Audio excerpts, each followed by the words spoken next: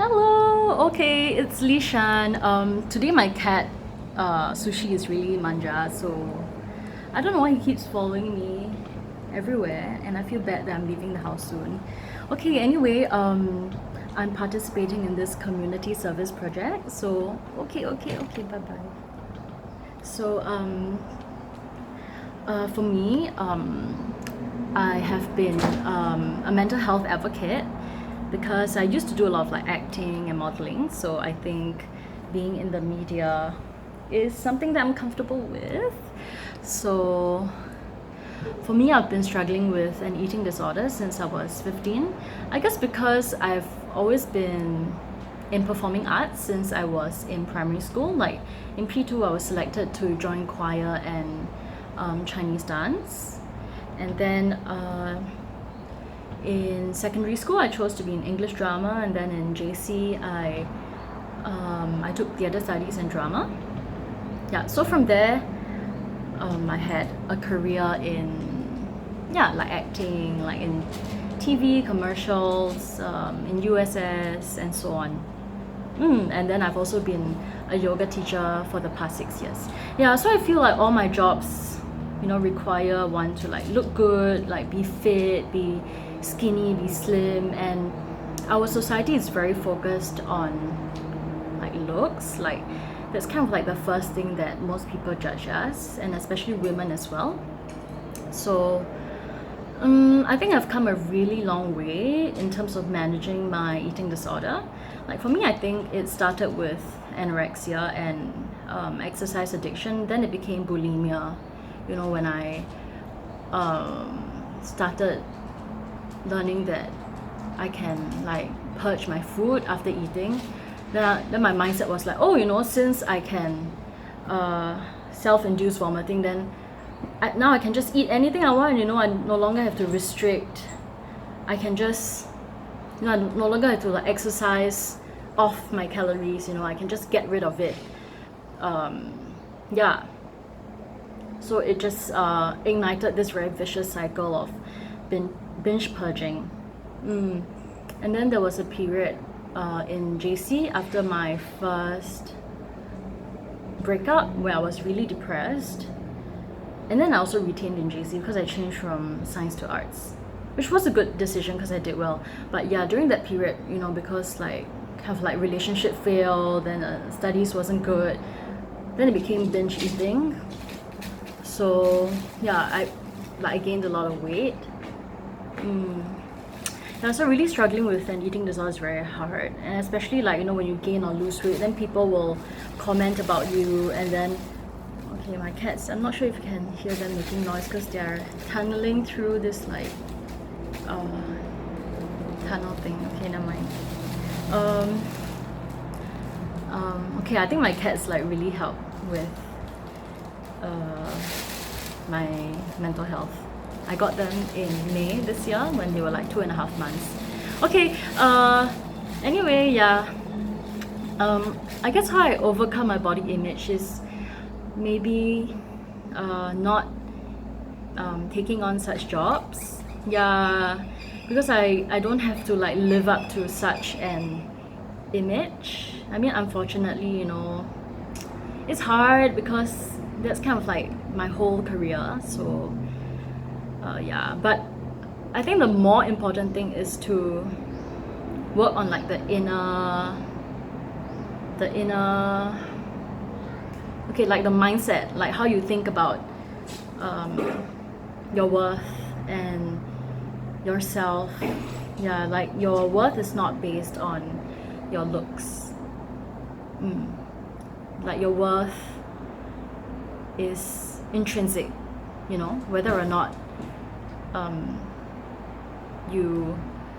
whether or not like what society thinks of what you've achieved, or whether your looks are currently what society thinks is like the standard of beauty.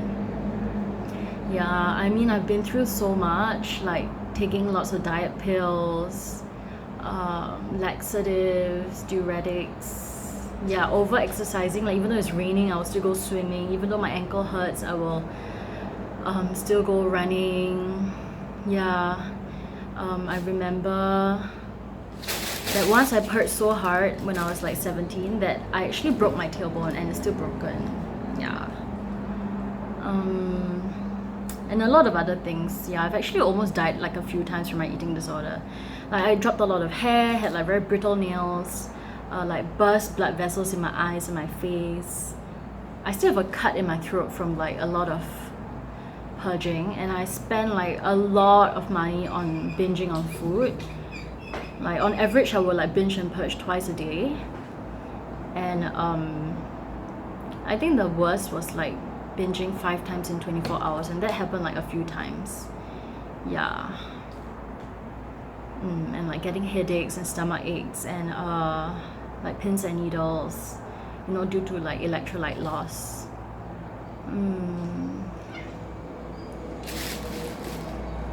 My cute cats. Yeah, and a lot of other things. Yeah, so it's really like not worth it. It's really a living hell, and I really don't like want anyone to go through what I have. So I think telling my story is also very healing for me, because I hope this can inspire people that recovery is definitely possible. And it's nice that nowadays the modeling industry is more inclusive of people with different sizes. I mean, you know, everyone has a different body type, and we all have different like genes. As long as you're healthy, you know, that is fine, like whichever like body shape or body type you have. Yeah, but you know, if you go through like unhealthy methods to like achieve a certain look, then I don't think that's like very healthy. Yeah.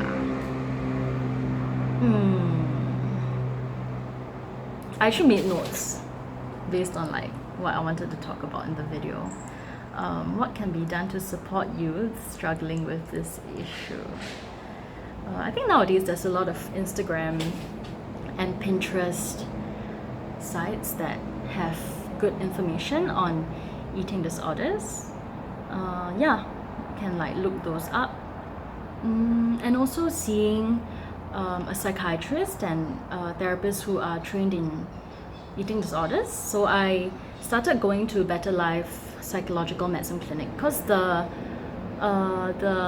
psychiatrist there, Dr. Lee Lian, she's, I would say like famous in Singapore maybe, like who she's the one who pioneered the eating disorders program in SGH, the Life Center. Yeah, but now she set up her own private clinic. So she's the first psychiatrist I've seen. Then I saw, but now I'm oh noisy. But now I see Dr. Cornelia Chi at NUH, because it's cheaper lah. I mean, it's quite expensive having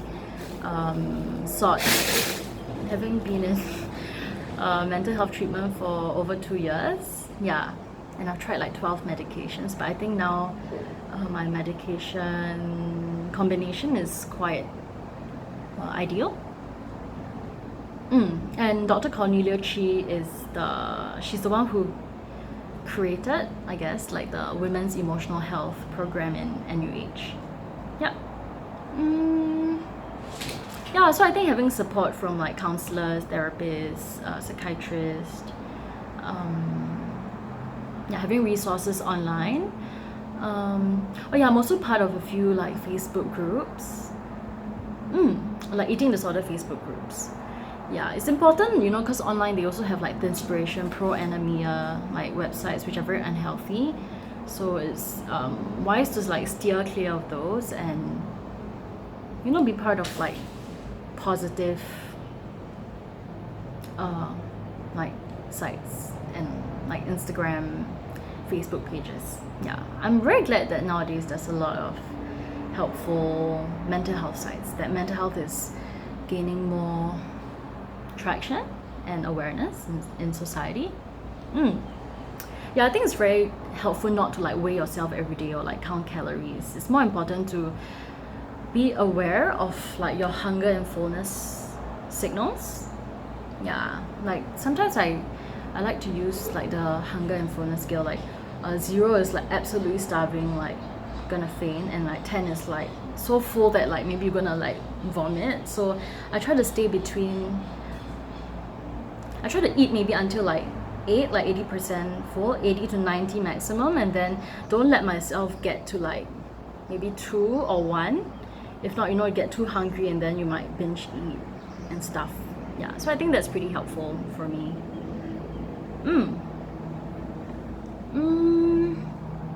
Yeah, not weighing myself every day. I used to be so obsessed with that. And don't rely on diet pills.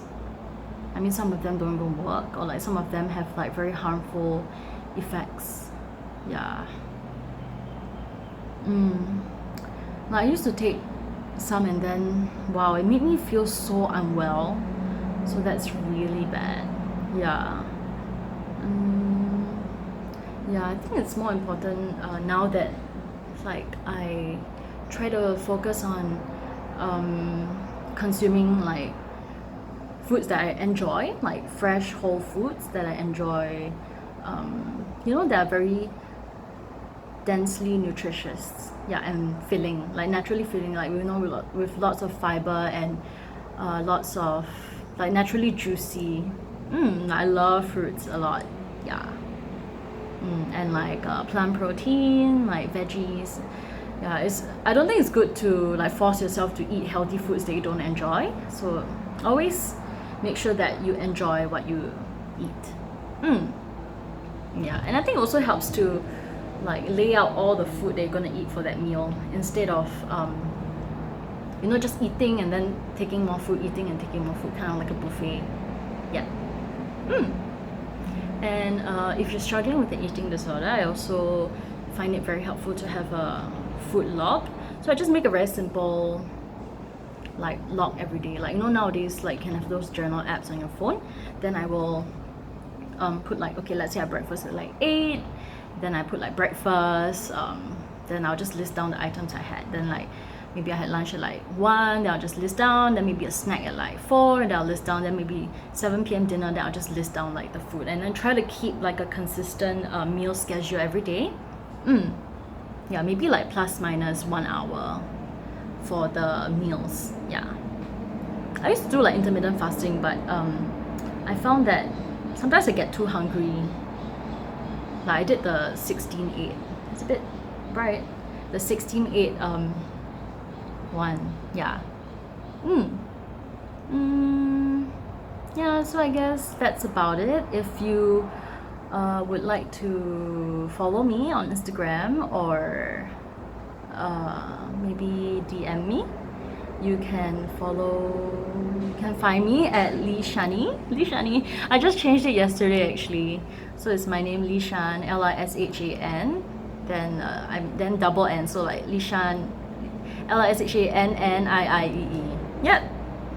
Yeah, so thank you for listening. I hope this has been useful for you. Actually, there's a lot more to share lah, but yeah, it's too much. Like usually I kind of zone out after 2 to 3 minutes of a video unless I'm super interested in the topic. So yeah, have a wonderful day. Bye.